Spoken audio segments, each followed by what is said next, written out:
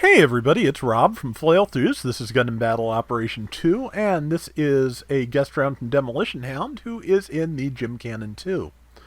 And yeah, Gym Cannon 2 is really quite good. It has the shoulder beam cannons, which hit pretty well, and he hit two different things with them. In fact, I forget if they pierce. I don't believe so, but they might. They might have added that at some point, and I didn't notice, or that it always had it and I forgot. But given the damage he just did to that G-line standard, I'm guessing that he hit one with each barrel is what's closer to the truth. Also, just brave man taking this on Arctic base, where I don't like to take any supports if I can help it. Did some decent damage on the first life, so hopefully his team will be able to get with him. And because if they can coordinate a little more, he can do quite a bit, because in addition to the shoulder cannons, it of course has a beam saber, which not super common for the lower cost supports.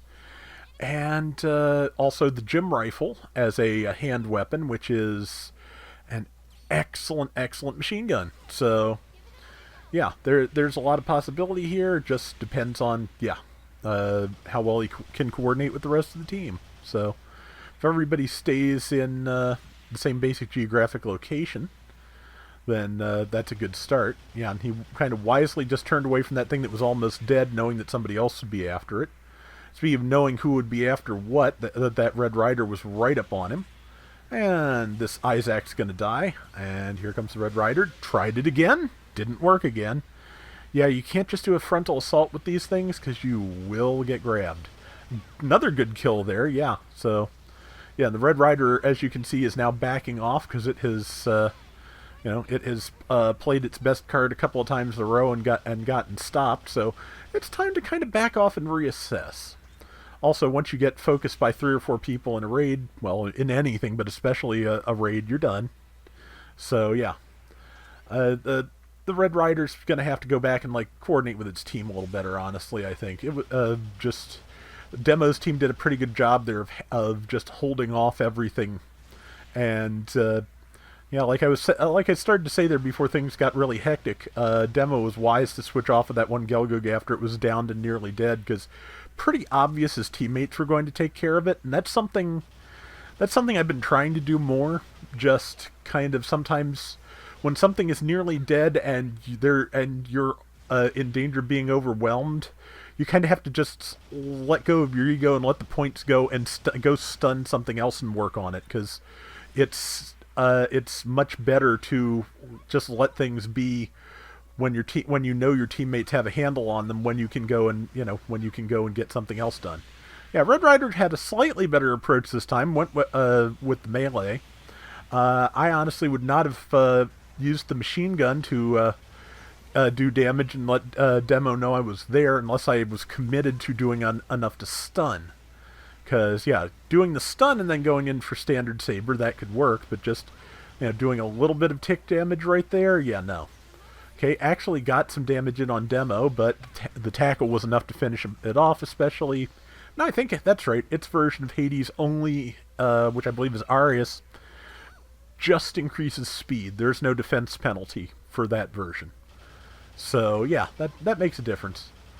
But yeah, just like I said, the raids being a little bit too direct, and just not when it has an opportunity, just not I don't know if you can tell that things that don't without a sniper rifle are scoped in, because I'm pretty sure the pose actually changes for things that have a rifle. Like, you can see them look down sight, but for the cannon types, I've never paid enough attention to see if you can tell that they're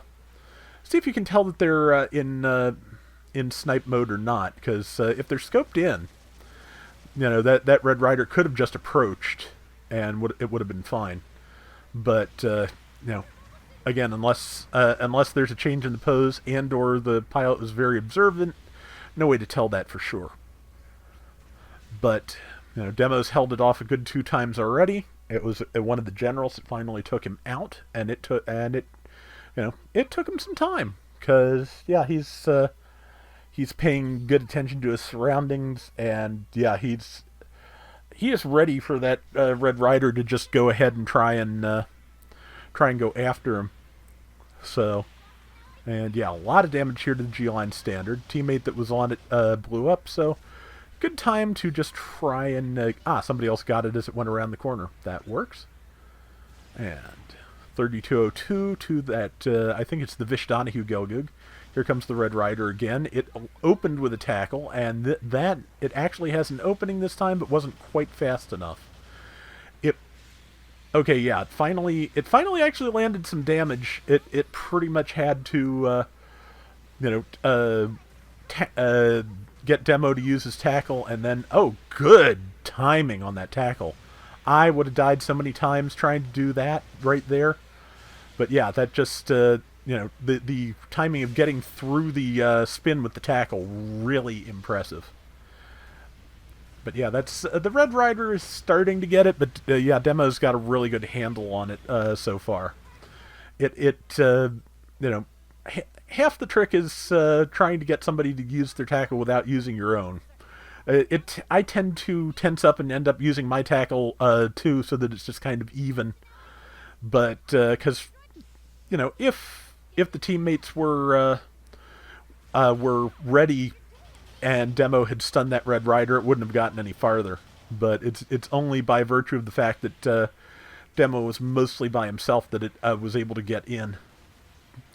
But yeah, the Pale Rider, well, it's taking a lot of damage, but it was doing a little bit better on approach than the Red Rider was.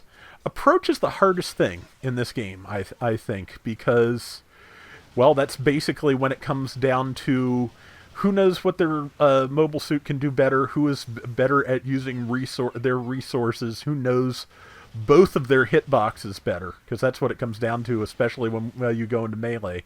If you know your reach and your opponent's reach better than your opponent does, you can beat them. That's it. Even in a support, if you're lucky. Now, yeah, luckily Demo's got some backup here because he did use the tackle, and for once the Red Rider was not just swinging first thing. I've managed to bait out the tackle, but didn't have enough health left, and Demo had enough help that it was not going to help him. But yeah, approach, I think, is where I kind of have the biggest trouble sometimes with one-on-one stuff. My teamwork still sometimes lacks, especially on a bad day. But yeah, just the approach the approach is where it all is kind of complicated and gets down sometimes to reading the suit and the other player better than they read you if you're lucky. But yeah, Demo finally got I think that's what, 3 deaths this round, maybe 4 at most. But yeah, to do as much damage as he did and get as many kills as he did with the support on Arctic base is pretty great. So let's take a look at the final scores here. Got top score, 115,000 damage, top diversions, not surprised there. 8 and 4, yeah, really nice. And that is going to do it for today's Gundam Battle Operation 2. We'll be back soon with more. Till next time, everybody take care and have fun. Later! I think it was the Jim Cannon 3 that got added at 400 recently. 400 or 450. I'm going to have to try and take that out and see if I can get one just to follow this up, just because I can. Well, I've got to do something while these rounds are rendering anyway, so that works.